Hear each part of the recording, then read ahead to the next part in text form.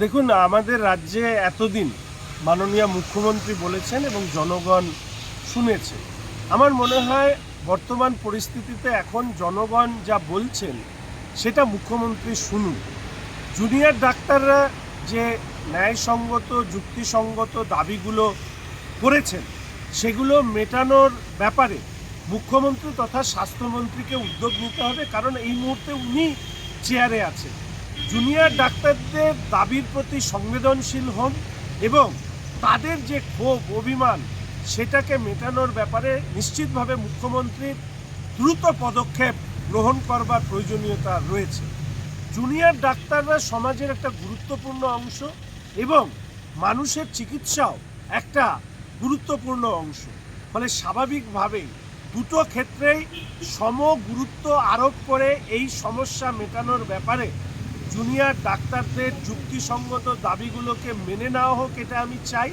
এবং তার পাশাপাশি আপনার অর্থাৎ মুখ্যমন্ত্রীর রাজনৈতিক দল তৃণমূল কংগ্রেসের পক্ষ থেকে যেভাবে জুনিয়র ডাক্তারদের আন্দোলনকে মেলাইন করবার চেষ্টা করা হচ্ছে, ছোট করবার চেষ্টা করা হচ্ছে, নেতাদের দিয়ে বিবৃতি দিয়ে ওনাদেরকে হুমকি দেওয়া হচ্ছে, এটা বন্ধ করুন। বন্ধ করুন এই কারণে যে সারা রাজ্যে মাত্র ওই ৭-৭.৫ হাজার জুনিয়র ডাক্তার আছে আর ৯৩,০০০-এর বেশি রেজিস্টার্ড ডক্টর আছে। অগাস্ট মাসে যদি আমরা হিসেব বের করে দেখানো হচ্ছে যে কর্মবিরতির কারণে এই মৃত্যু ঘটেছে, তাহলে এই প্রশ্ন উঠছে যখন কর্মবিরতি ছিল না এর আগের বছরগুলিতে সেখানেও কিন্তু মৃত্যুর সংখ্যা প্রায় সমপরিমাণ। ফলে তথ্য বিকৃত করে জুনিয়র ডাক্তারদের আন্দোলনকে যারা ছোট করবার চেষ্টা করছেন তাদেরকে বন্ধ করুন এই ধরনের মন্তব্য করতে।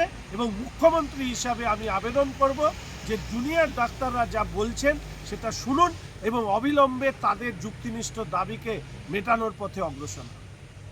বাংলা খবর, আপনার রাজনীতি, আপনার আওয়াজ।